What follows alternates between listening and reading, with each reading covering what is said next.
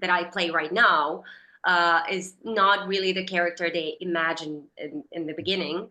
But as soon as they chose me, we changed the name, we changed the nationality of the character, and we started like making Eva, making her real. Yeah, and you mentioned that because obviously, as people go on in the series, now I have seen the first two seasons myself. I've watched through it, so I'd highly recommend. But in terms of the Ava character, she takes a twist, dare I say, towards the end of season one and maybe into the beginning of season two. And there's a coming together, an alliance with the James Bryce character played by Richard Fleshman. When you're initially auditioning for the role, was there any chemistry reads with Richard or any suggestions that you would be paired together? Because if you look at the first 4 or 5 episodes of the Ark, it seems that the likelihood of your paths crossing seemed less likely, and dare I say, all of a sudden you're sort of put together. That's the funny story about our characters crossing. The funny story is that Richard Fleischman knew all about it. He knew that our characters are supposed to end up together. I didn't know a thing. I only knew about Harris. So the writers decided to keep it a secret for me. For some reason, I don't really know. And I found out like when we got the episode, and I was reading it, I was like, okay, what is this flirt all of a sudden, and what is this thing? And then I found out from, I think, costume department that we're supposed to end up together in like 2 episodes, and I'm like, what are you talking about? And then Rich came to me and he was like, I knew it from the beginning. But immediately when we got the episodes, when we actually found out what's supposed to happen between the two of us, we started working on it because we figured that it's going to be at that moment it's going to be the only couple on the ship. So we knew that we really need to put our attention to it, and we really gave our best to like rehearse a lot and to work on those scenes. And yeah, that's it.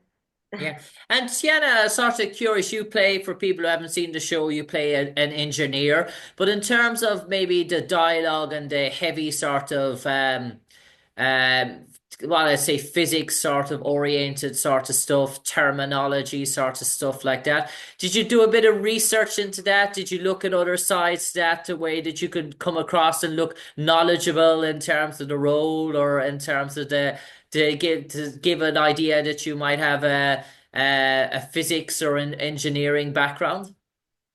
I mean, luckily now we have internet and everything is pretty much Mm. right there. So I did have a chance to actually look up some things and actually do a bit of a research. But the first thing that I had to do is translate everything because it's obviously like English is my second language, and I really had to like translate everything in Serbian first for myself and explain it. And then honestly, the research that I did had to be in Serbian for me, and then I had to like put it all and translate it and then put it all out. And there's a good sort of dynamic within DR because you have a mix of local Serbian actors and then you have the over sort of seas actors as well. And were you aware, did you come across likes of Pavel and other Serbian actors within the circuit before and they worked them in the past? Did you see some familiar faces when you walked onto the set of The Ark from local Serbian actors or say, friends or colleagues within that circle? I did. I was very, very happy that Pavla is going to be on the show with me because Pavla and me were actually colleagues on one of the TV shows here in Serbia, and that's how we met. And then finding out that he's going to be here with me side by side, I was very, very excited about that. And Tamara, who plays Griff, well, we worked together on The Outpost for a few episodes. So I was really, really happy that, I have some familiar faces from Serbia. And of course, there was Reese Ritchie, who, I mean, he's not Serbian, of course, but we were working on The Outpost, and I was so, so happy and excited that he's coming back. I remember that even before everything was official about the arc, Reese called me, and I remember answering, and I was like, okay, this is the call. He's calling me to tell me that he's coming back. And I remember him like we were both really secretive about everything, and he was like, "Hey T, so is there anything new that you're gonna be working on or something?" And I'm like, "Well, maybe. Why? Why do you ask?" And he was like, "Well, I'm coming back to Serbia," and that's how we found out. Okay. And Tiana, in terms of the Ark and in terms of its popularity, and you spoke about the Outpost and how popular that was, and we know it. I think it's Jessica Green or Jennifer Green that headed it up in terms of that, the Australian actress. But in terms of the Ark, it was something that has really caught the people's eye. I know sci-fi has a great sort of fan base, and sort of these sorts of shows can really catch on sometimes. And dare I say, towards when you came in to start of the season 2, the sort of popularity of the show has sort of transcended. Maybe took up maybe people, maybe the audience 2 or 3 episodes to find it, but once they did find it and when they did latch onto it, you sort of build up a following from there. Well, yeah, I mean it's a really nice fan base of the show, and we actually had the chance and opportunity to see that. We were in New Orleans like a month ago, I think, and we had this convention, um, and we actually got to meet the fans, and they were coming all over the globe, so it was really exciting to see people's responses to our show, how they see it, how they see our characters, what it means to them, and they actually do recognize what we did and how much intention we did put into it. Mhm. And I suppose I'm not going to really take too much spoilers out of season 2 for those that haven't seen it yet. But it's dare I say is your character is one that of mystery and intrigue, dare I say. And once you start to think you sort of caught on to Eva in terms of everything, sort of no, there's sort of curveballs are to being thrown at you. Is that enticing? Is that sort of a joyful experience as an actress? Not you mentioned about the Richard thing, but having other curveballs further on in terms of the series, in terms of the character. Do you like being kept on your toes? Is that exciting as an actress?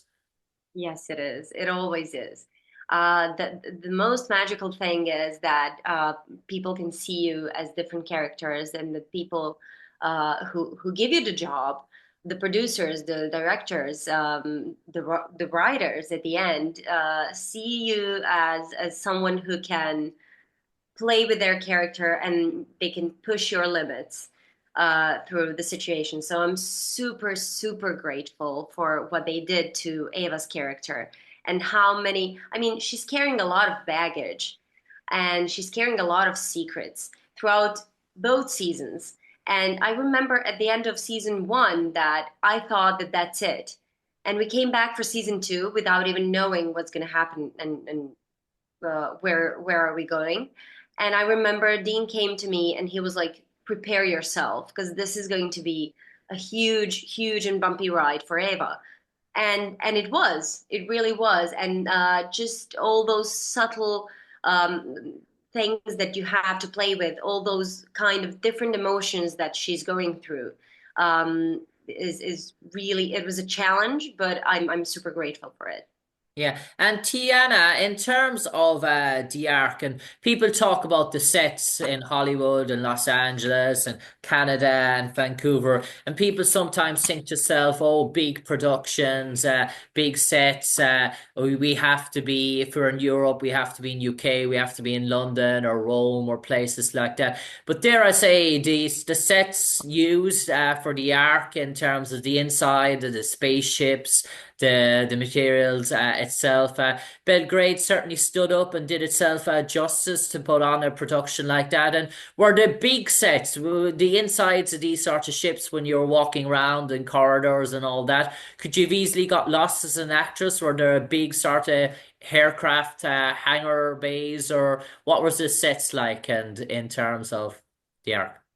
Well, I think in right now at the end of season two, I think we know this ship so well, and we know every angle of it. But they did such a good job building the ship because they tried, even with the lights and everything inside of it, they tried to actually make it so real. So when you walk through it, and when they actually make the lights for the scenes or something, they don't have so much artificial light, and everything is already there. Everything is being used up to maximum level, and you actually feel like you're somewhere else.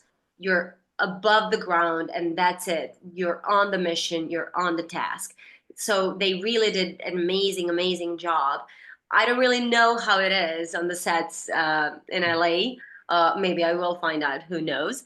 But I can say that they did a marvelous job, and it's a huge set. I think we're in like um, two two or three studios that we're using for the Ark.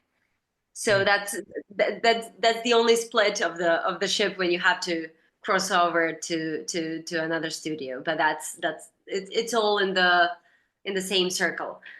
So it's super exciting. I mean, engineering room is something special that I've never worked with. We had this LED screens all over the place, and we actually got a chance to see the engine, to actually see what everything that's happening with the ship, with the engine of the ship, which actually gives you a lot of push when you have to play across that, you know. So that it was super exciting. And I'm not going to give away, in terms of, with 24 episodes, I'm not going to give away anyone who's maybe divulging in the series at the moment. I'm not going to give away the ending in terms of season two. But it's fair to say everything comes full circle. That's the way I like to put it best. And I suppose you'd sort of agree with that. But it leaves us, dare I say, with a bit of intrigue heading forward if we do see another season of an arc, because there's so many sort of different journeys. There's so many people are on different journeys, dare I say, at the end of season two. I'm gonna quote Dean Devlin and Jonathan Glassner. I've heard that in one of the interviews they said that they're gonna treat season one and season two as a pilot of this show. So that I mean that's a really good quote. Anything can happen right now from this moment on when we finish season two. There are some decisions that they made that maybe I do not support as a viewer, as somebody who would like just turn on the TV and watch the show. But it leaves us at a point where actually anything can happen with any of the characters, with any of the plot twists, and we can go places. We can stay at one place. Maybe we can just really. I can't really say a lot. It's tricky, but yeah.